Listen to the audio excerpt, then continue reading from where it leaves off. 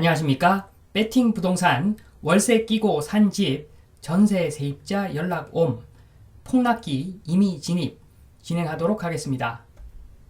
자, 뉴스부터 보겠습니다. 그 뉴스에 월세 끼고 산 집에 웬 전세 세입자 수도권 대전 피해 신고 속출 이런 기사인데 기사 내용을 제가 읽어드리지는 않고 내용을 좀 요약해 보면은 큰 부분을 요약해 보면은 이런 상황입니다. 지금 보면은 세입자하고 당초 집주인하고는 전세 계약을 해서 당초 집주인이 전세금 9천만 원을 받은 상태에서 공인중개사가 사기꾼이죠. 사기꾼이 가라 집주인을 좀 내세워 가지고 매매를 체결을 합니다. 지금 전세 보증금 9천만 원 들고 있으니까 매매 대금 1천만 원을 주면은 1억에 사는 거죠. 가라 집주인이 그 당초 집주인한테서 1억에 그 물건을 사고, 자, 그러고 나서 가라 세입자 선수를 하나 더 만듭니다. 그래서 월세 계약으로 다시 바꾸죠. 전세 계약이 원래 계약인데 월세 계약으로 바꿔서 계약을 하고 그 다음에 그 1억에 팝니다. 그러니까 월세니까 보증금 뭐 거의 없고 그러니까 가라 집주인은 변경된 새로운 집주인한테서 1억을 다 받아 챙기는 거죠. 자, 그러면서 변경된 집주인은 지금 실질적으로는 그 전세 9천을 떠안아야 되니까 9천만 원 사기를 당한 거죠. 요런 모습입니다, 지금. 자, 그래서 요런 상황에서 가라 세입자가 뭐 한 5개월, 6개월 월세를 계속 입금을 하니까 변경 집주인은 의심하지 않고 있다가 그러다가 공인중개사 토끼죠. 한마디로 토끼입니다. 날라버리니까 실제 그 세입자하고 변경 집주인이 뭐 얼굴 마주보고 뭐 썩소를 날리는 거죠. 우리 못됐다 뭐 이런 거죠. 이 사건을 요약해 보겠습니다. 1번 사건 요약. 첫 번째로 그 추정입니다. 추정. 제가 봤을 때는 이렇게 변경 집주인이 왜 이렇게 쉽게 속았나 이렇게 말씀들 하실 건데 선수 2명까지 이렇게 끼어버리면 누구나 사기를 당할 수도 있다고 생각을 합니다. 원칙을 지키지 않는다면 나중에 그 원칙은 설명을 제가 드리고 이렇게 추정이 됩니다. 지금 중개인이 유명한 회사 뭐 대기업 이름을 대겠죠. 그 유명한 회사의 직원 숙소다. 그래서 회사는 뭐 그런데 비용 크게 아끼지 않으니까 매매가는 1억인데 월세가 75만 원이다. 임대 수익률이 9%. 이런 물건 없다. 자, 그러니까 지금 집주인이 해외에 있는데 급하게 돈이 필요해가지고 빨리 계약을 해야 된다. 그래서 싼 것이다. 빨리 일단 입금해라. 바로 계약하자. 뭐 이렇게 해서 계약을 아마 했을 걸로 보여집니다. 자, 매매 계약 자체가 사기 행위죠. 사기 행위. 사기이기 때문에 이것은 뭐 원천 무효가 되는 거죠. 그런데 공인중개사하고 선수가 모두 도망가 버렸기 때문에 새로운 집주인은 그 손해배상 청구 대상이 지금 없습니다. 자, 그래서 아마 9천만 원 손해가 뭐 거의 확실시 되는 것 같아 보입니다. 자, 제 생각인데 아마 9천만 원 손해가 발생할 것 같습니다. 자, 그리고 4번 전세 세입자의 운명 한번 보겠습니다. 대항력이 있다면 만약에 그 전세 세입자가 대항력을 갖추었다면 그냥 살면 됩니다. 자, 그런데 상당 기간 동안 그 보증금이 묶일 수는 있습니다. 자, 그런데 반면에 대항력이 없다면 보증금을 날릴 수도 있겠죠. 다 날릴 수도 있고 일부 날릴 수도 있고. 자, 그렇기 때문에 여기서 대항력이 얼마나 중요한지 다시 한번 느껴집니다. 자, 그리고 기사 내용에 보면은 지금 상황이 이런 겁니다. 그 사기를 친 공인중개사는 개인 공인중개사가 아니라 부동산 중개법인에 소속된 공인중개사, 뭐 부동산 중개법인의 이사 정도 되겠죠. 자, 내용을 보면은 논란이 커지자 해당 법인은 중개법인은 관련 거래를 증빙할 자료를 보내달라. 신속하게 사태를 수습하겠다. 이런 입장을 내놨지만 실제로는 책임을 떠넘기고 있다. 자, 중개법인은 그 공인중개사 그 나쁜 놈이다, 그 놈이 사기꾼이다 이렇게 이야기를 당연히 하겠죠. 진짜 그렇든 아니면 뭐 짜고 했든 간에 무조건 중개법인은 그 사기친 놈이 나쁜 놈이다 이렇게 당연히 이야기를 할 겁니다. 이래나 저래나. 자, 그리고 부동산 법인 측 이야기가 이 사람이 벌인 깡통 전세 월세 사기가 지금 400건 500건 정도 됐다, 우리도 피해자다 뭐 이러겠지요. 자, 2번 부동산 중개법인 보겠습니다. 이 부동산 중개법인 소속 공인중개사가 사고를 냈더라도 무조건 제재를 받습니다. 자, 그런데 까짓거 만약에 돈을 많이 챙겼다면 폐업하면 되는 거죠. 자, 2번 소속 공인중개사의 단독 일탈이면 금전적으로 보상을 받지 못할 확률이 높습니다. 자, 다 알아보고 준비를 다 했겠죠. 자, 그러니까 사람이 중요하다 이렇게 보시면 됩니다.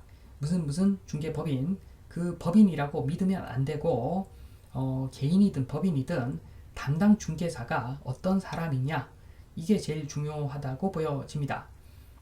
자, 그리고 무엇보다 중요한 것은 부동산에 대해서 좀 내용을 알고 있어야 사기를 안 당하는 거죠. 자, 그래서 최소한의 공부는 좀 필요해 보입니다.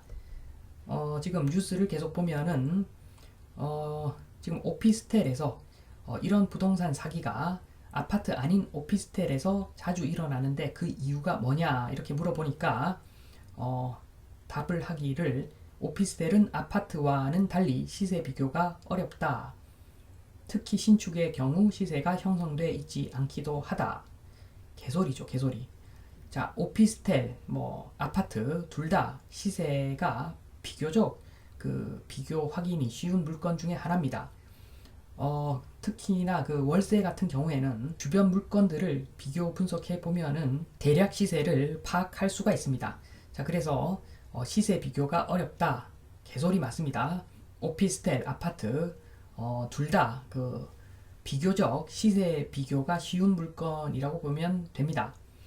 그리고 밑에 보면 특히 신축의 경우 시세가 형성돼 있지 않기도 한다. 자, 이것은 아파트도 마찬가지죠. 자, 그 대단지 헬리오시티 사태 처음에 분양 끝나고 입주할 때 그때 전세가 팍팍 떨어지던 그때를 한번 기억해 보면은 아파트도 마찬가지입니다. 오피스든 아파트든 신축은 시세가 형성이 잘 안 되어 있겠지요, 당연히. 자, 이런 상황에서 아파트보다 더 싸기 때문에 사회 초년생들 위주로 오피스텔에 대한 전세 수요는 꾸준하다. 자, 이것은 A 있는 가족은 아파트가 거주를 해야 되는 거고, 아파트에 사회 초년생 신혼부부는 오피스, 원룸 이런데 거주하는 게 맞다고 봅니다. 빨리 돈 모아서 다른 데 투자를 해야지 이 주거에 그렇게 큰 돈을 초기부터 그렇게 쓸 필요가 없습니다. 자, 지금 보면은 아파트보다 싸다. 자, 이것은 이유가 될 수가 있습니다. 제가 정리를 좀 해드리겠습니다. 3번 오피스텔에서 사고 발생 이유. 아파트가 아닌 오피스텔에서 사고 발생 이유. 첫 번째, 가격이 싸서. 자, 가격이 싸서 물건 던지고 받고 할 때 거래세가 낮다. 그래서 부담이 없죠.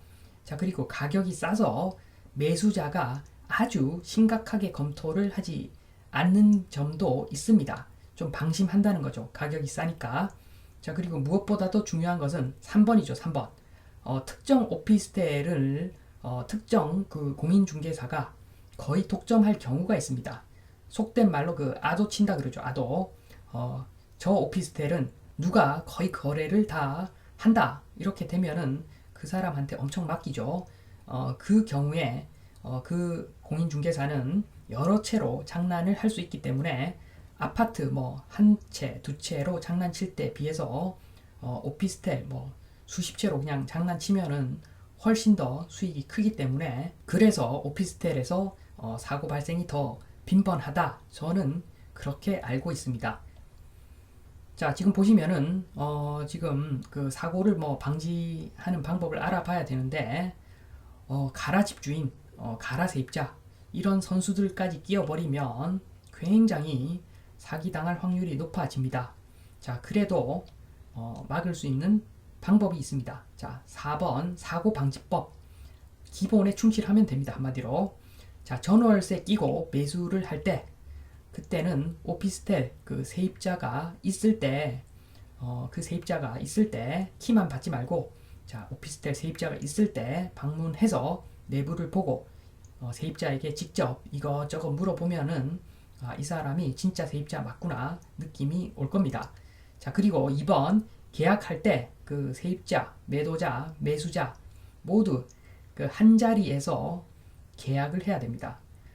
그러니까 계약 두 개인데 첫 번째가 그 매수 계약이고 두 번째가 전월세 계약이죠. 기본적으로 집주인이 바뀌면 그 전주인이 명도에 책임이 있고 세입자 명도에 책임이 있고, 자, 그렇기 때문에 그 세입자는 새로운 그 매수자와 계약을 이렇게 하는 형태로 바톤 터치가 되는 것인데, 자, 한마디로 매수 계약, 전월세 계약 이 두 건의 계약을 세입자, 매도자, 매수자 그 한 자리에 모인 자리에서 계약을 해버리면 깔끔합니다. 자, 이러면 사고 날 일이 없죠. 자, 그리고 5번 주의해야 되는 물건. 요런 물건은 좀 주의해야 되는데, 제가 봤을 때 그 첫 번째로 중개사가 1인으로 되어 있는 물건. 자, 보통 요즘은 뭐 네이버 이런 거 띄워보면은 그 집주인이 여러 부동산에다가 내어 놓습니다. 그런데 특이하게도 딱 부동산 그 한 개에만 물건을 맡기는 그런 그 물건이 있습니다. 자, 그래서 그 물건도 보면은 공동중개는 정중히 사양합니다. 뭐 이런 표현이 또 있습니다.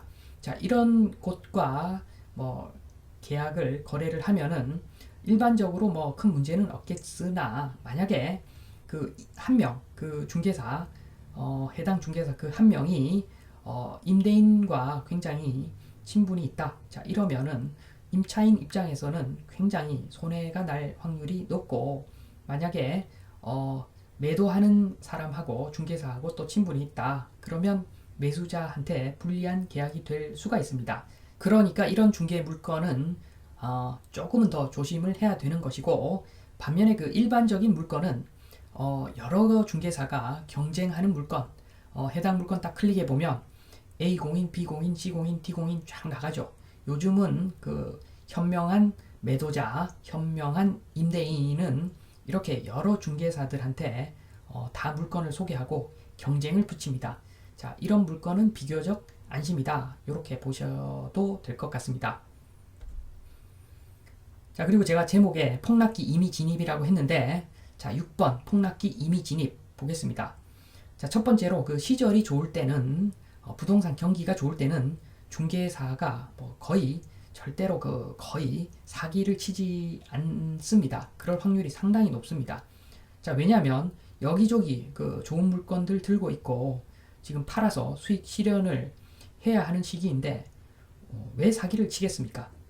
반면에 2번 여기저기 그 묶인 금액이 많은데 그 팔리지는 않고, 자, 돈은 급하고, 자, 그렇게 어쩔 수 없는 그 상황, 부동산이 침체기에 들어갔을 때 어쩔 수 없는 상황이 오면은 어쩔 수 없이 그 사기를 친다고 저는 봅니다.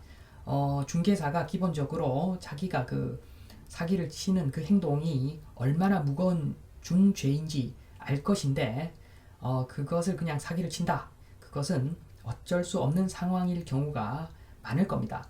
자, 그 이야기는 지금 이 시기 시장이 지금 매우 안 좋다. 이렇게 보시면 되고, 자, 특히나 지금 매수를 하려는 분, 임차를 하려는 분, 이런 분들은 상당히 조심스럽게 그 물건에 접근하시는 것이 맞다.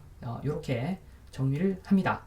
자, 최근 뉴스에 그 월세 끼고 산 집 전세 세입자 연락 옴. 자, 이런 뉴스가 떴다는 것은 지금 거의 폭락기 이제 진입하고 있다. 좀 있으면 폭락이 올 수가 있다. 자, 그런 시기에 어려워지는 사람들이 많기 때문에 그 중에 중개사가 어려움에 처한다면 중개사도 사기를 치겠죠. 자, 그러니까 지금 이 시기에는 굉장히 그 부동산 사기 당하지 않도록 굉장히 주의를 해야 된다. 자, 이 말씀을 드리면서 이만 마치겠습니다. 감사합니다.